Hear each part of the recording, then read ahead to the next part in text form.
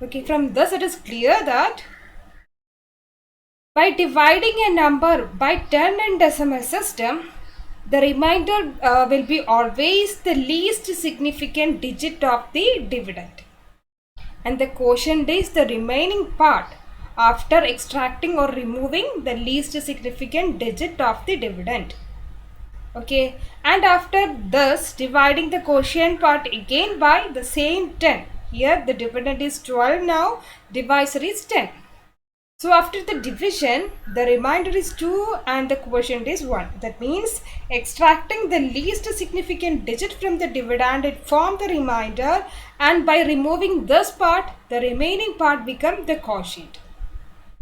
Okay, so keep this property in your mind. That means the property of division by 10 and decimal system. Okay, now we can form the logic for our program, that is the number is 123.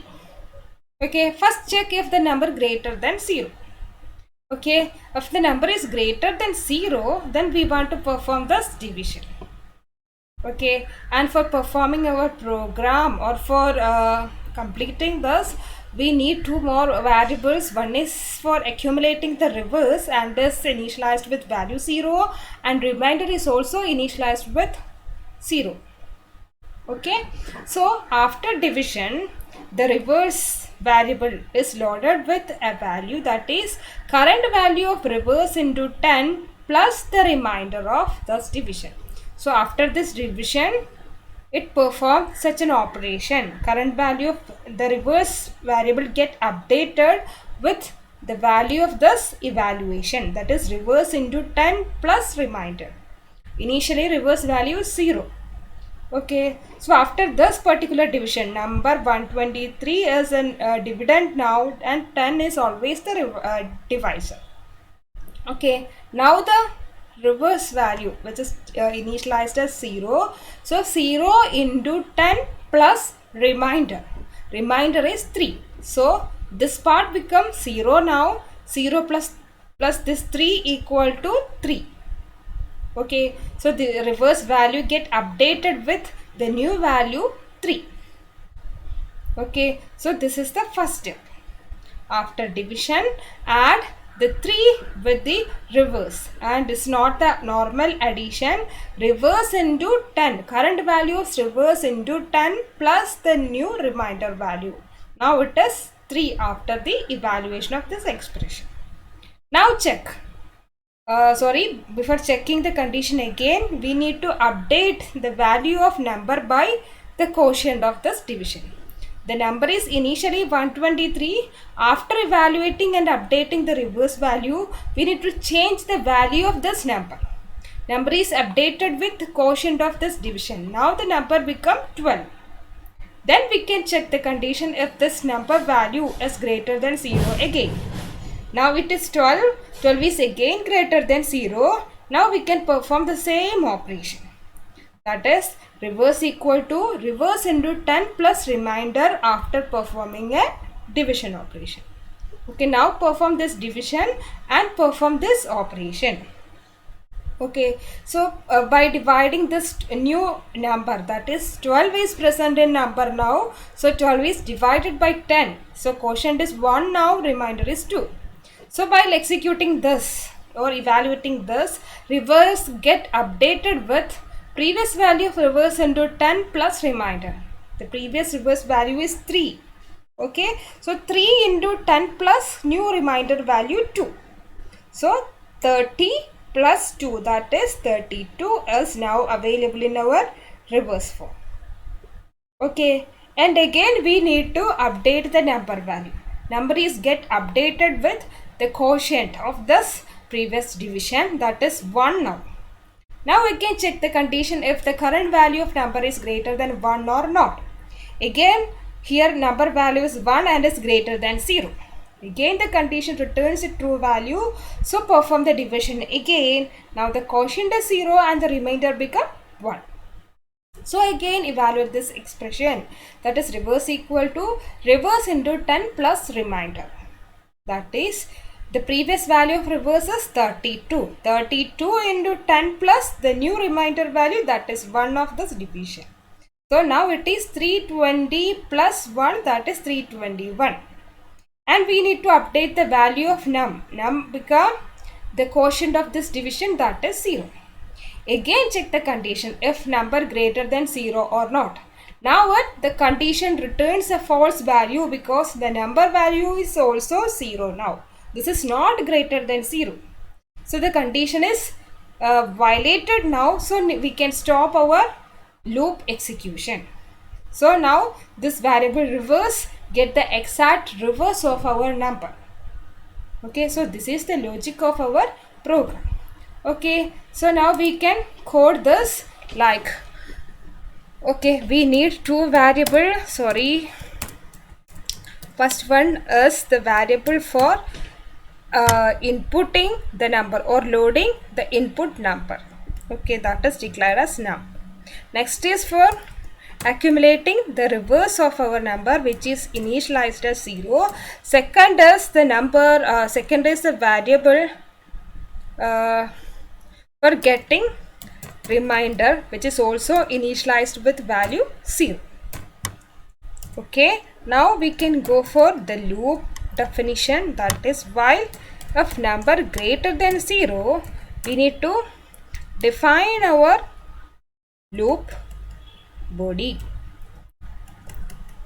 So here the first operation we want, if the condition is greater than 0, number value greater than 0, the control available inside this body, here we need to perform this operation. So sorry, here we want to first get the remainder value. How to get remainder of a division? Remainder of a division is actually the result of a modulus operation. Okay, so remainder is num mod 10. Division by 10 is used here. So number divided, modulo 10 gives the remainder of this division. Okay, so the remainder is available. Now we can calculate the reverse operation, that is reverse into 10 plus remainder of our division. Okay, now we need to update the number value, the input number now updated with the quotient of previous division. How to get, or which operation retrieves the quotient of our division as a result? That is the division operation. Okay, so number get updated with num by 10. Okay, so this modulo operation retrieves the remainder, or modulo operation gives the remainder as a result, and this division operation gives the quotient as a result. Okay, so after this updation, again go for the condition checking. Again, if the number is greater than 0, repeat this again. Okay, continue many number of times and stop the loop body execution whenever this number greater than 0 condition become true. That means number becomes 0 or number become less than 0. Okay, so after that, if the condition returns a false value, then it skip this body and going to execute the remaining portion of our program. So we can display what the reverse of given number. That number is this. Okay, that is first percentage d is going to replace with value num, and second percentage d is going to replace with value array. Okay, so this is the program we coded for finding the reverse, and we expected a number that is the reverse of the given number. And suppose we are going to input the number 123 as the input, the expected reverse is 321. Now check the result is available or not. Okay, so we need to save this program. Okay, save this. Then now we can execute this.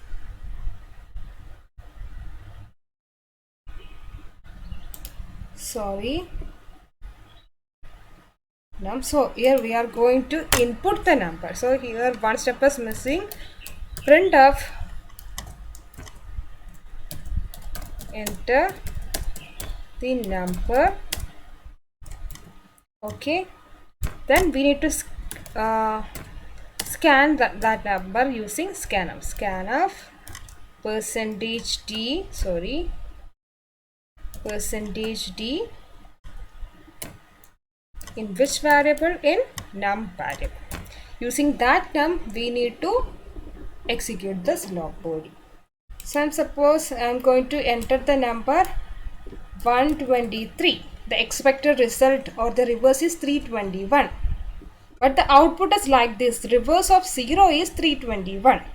The reverse is obtained, but instead of this %d, that means the number now becomes 0. But the expected reverse is the statement like reverse of 123 is 321. But here it display for this num as 0. How it happened? This is because after executing this loop many times, it exits the loop only when the number value becomes 0 or less than 0. Okay, so after executing this loop body many number of times, this loop body is so the control exit from this loop body only when the number become equal to 0 or less than 0. Okay, so that means here inside this loop body the number value, the condition checking condition is based on the value of our input number value. This number value get updated each time while executing this loop body. So after exiting from this loop body, the number value becomes 0 or less than 0. Right? That is why while printing this statement, here it substitute value 0. Okay, so we need to change that case.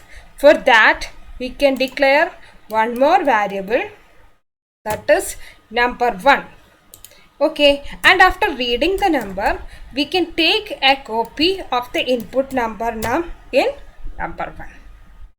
Okay, so the copy of the input number is available in num1 now. So instead of using this num, here we can put this num1.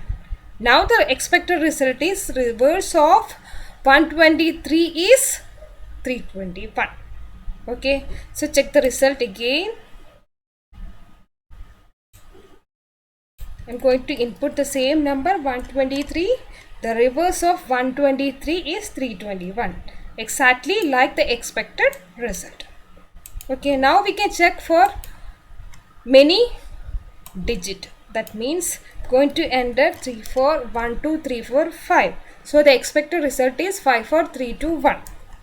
Okay, the reverse of 1 2 3 4 5 is 5 4 3 2 1. Exactly like our expectation. Okay, so this is the program for finding the reverse of a number. Okay, now we can modify this program and find out the sum of digit of a given number. Okay, sum of digit of a given number. How to make the changes? The same number we need to read from the keyboard. Then exactly we need to perform this operations. Okay, for making this variable for meaningful, making this variables are meaningful, instead of reverse, make this as sum and initialized with value 0. Okay, we don't want this variables. Okay, I don't want this initialization also. We are going to find the sum of digit of a given number. We need to extract each digit one after another. So the digit is extracted by this modulus operation by the division using 10. So here we need to find the sum, that is sum equal to current sum plus remainder. Okay, after that the number value get modified with the quotient of our division, so that in next division it extracts the next digit from the LSB position. Okay, so repeat the same and we can display the result after completing this loop execution. Sum of digits in the given number is